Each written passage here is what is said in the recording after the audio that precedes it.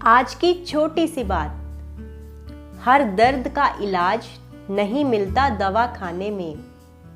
कुछ दर्द तो यूं ही चले जाते हैं मुस्कुराने में। कहते हैं ना कि शब्दों में वो जादू है कि ये घाव भी बन सकते हैं और मरहम भी बन सकते हैं। नमस्कार, मैं अंजना उनियाल आपका स्वागत करती हूँ हमारे YouTube चैनल छोटी सी बात पर।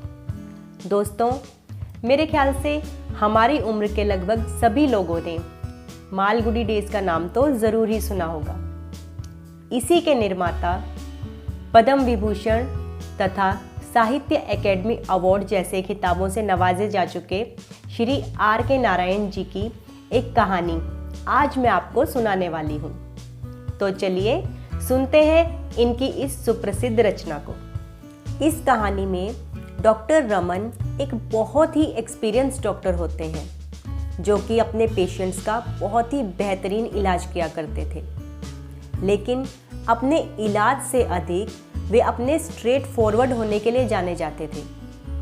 अगर उन्हें लगता था कि इस पेशेंट को नहीं बचाया जा सकता तो वे तुरंत उसे बता दिया करते थे। इस वजह से लोग कई बार उनसे घबराते भी थे। लेकिन उन्हें लगता था कि किसी भी पेशेंट को झूठा दिलासा देने से उसकी जान नहीं बचाई जा सकती। डॉक्टर रमन का बेस्ट फ्रेंड गोपाल उन्हें जान से भी प्यारा था। 40 वर्ष से अधिक हो गए थे उनकी दोस्ती को। इतने सालों में बहुत कुछ बदला, परंतु इनकी दोस्ती ज्यों की त्यों बनी रही। एक दिन डॉक्टर रमन के पास गोपाल का बेटा आता है और उन्हें बताता है कि पिताजी का स्वास्थ्य कुछ ठीक नहीं है।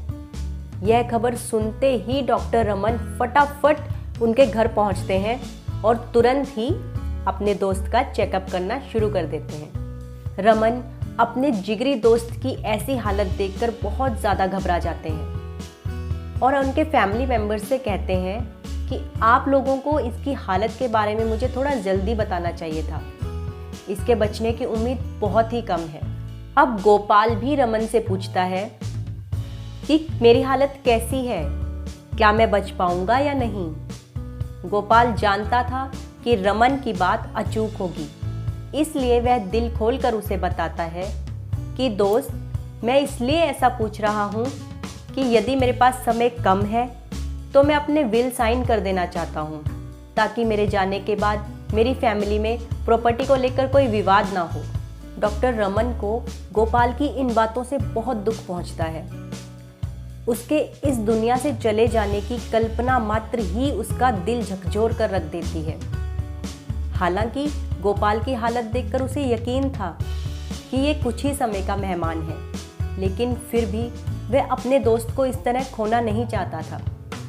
इसलिए अपने डॉक्टरी करियर में पहली बार वह अपने किसी पेशेंट से झूठ कहता है कि तुम चिंता मत करो, तुम बहुत जल्दी स्वस्थ हो जाओगे। और गोपाल भी यह सुनकर एकदम निश्चिंत हो जाता है। फिर डॉक्टर रमन अपने असिस्टेंट को जाकर बताते हैं कि मेरा प्यारा दोस्त कुछ ही समय का मेहमान है, लेकिन मैंने उसका दिल रखने के लिए उसे झूठ कहा है कि वह ठीक हो जाएगा, और तुम भी उसे सच मत बताना और उसी के साथ रहकर उसका ध्यान रखना। अगले दिन सुबह जब रमन वापस से गोपाल को मिलने पहुंचता है तो वो ये देखकर हैरान रह जाता है कि गोपाल पहले से कुछ बेहतर लग रहा था। उसे समझ में नहीं आता कि यह चमत्कार आखिर कैसे हो गया कि कल तक जिस गोपाल को खो देने का डर था, आज वह एकदम स्वस्थ दिखाई दे रहा है। रमन को जितनी इस बात की खुशी थी, उतना ही ज़्यादा आश्चर्य भी था। अब गोपाल हफ्ते में 1-2 बार अपने दोस्त की हालत का जायज़ा लेने आ जाया करता और वह देखता है कि धीरे धीरे गोपाल की हालत और अधिक सुधरती जा रही थी। लगभग 1.5-2 महीने में गोपाल की हालत एकदम सुधर जाती है और वह बिल्कुल स्वस्थ हो जाता है कि उसको किसी भी प्रकार की मेडिकेशन की अब ज़रूरत नहीं रहती।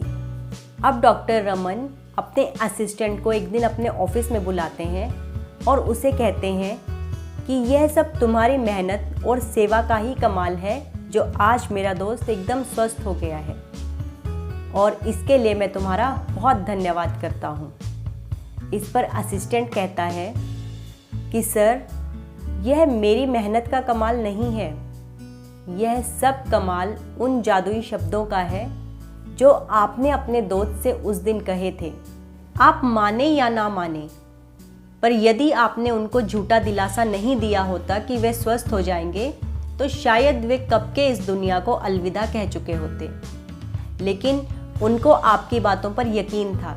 वे जानते थे कि आप कभी झूठ नहीं बोलते और इसीलिए उन्होंने भी आपकी बातों पर यकीन करते हुए बीमारी से जीतने का हौसला दिखाया और आज वे स्वस्थ हो गए हैं। डॉक्टर रमन उस दिन ये बात समझ जाते हैं कि वे कितने भी काबिल डॉक्टर क्यों ना हो, लेकिन इसके बावजूद भी वे कई लोगों के दोषी भी हैं और उन्हें यह महसूस होता है कि शायद उनके और भी कई पेशेंट्स बच सकते थे यदि उन्होंने सच्चाई का परचम लहराने की होड़ ना लगाई होती। और वे प्रण लेते हैं कि आज के बाद वे कभी भी किसी भी पेशेंट को उसकी हालत की गंभीरता नहीं बताएंगे, क्योंकि वास्तव में प्यार भरा दिलासा भी कई बार दवाओं से भी अधिक असरदार हो सकता है। दोस्तों, यह बात बिल्कुल सत्य है कि डॉक्टर की दवाई के साथ साथ उसका बोला हुआ एक एक शब्द मायने रखता है। एहसास तथा जज्बात का रिश्ता सबसे अहम होता है। किसी भी व्यक्ति के मीठे शब्द कई बार किसी मरीज की जिंदगी को बचा सकते हैं, क्योंकि दोस्तों, आपके मधुर बोल भी किसी को हौसला दे देते हैं। आज की दुनिया में तो संगीत से भी इलाज होते हैं। आपके तो प्यार के बोलों से भी किसी की हजारों मुश्किलें आसान हो जाती हैं। कहते हैं ना कि मुश्किल वक्त में दिलासा देने वाला तो अजनबी भी दिल में उतर जाता है। आशा करते हैं दोस्तों, आज की कहानी आपको पसंद आई होगी। कल फिर मिलेंगे एक नई प्रेरणादायक कहानी के साथ। धन्यवाद।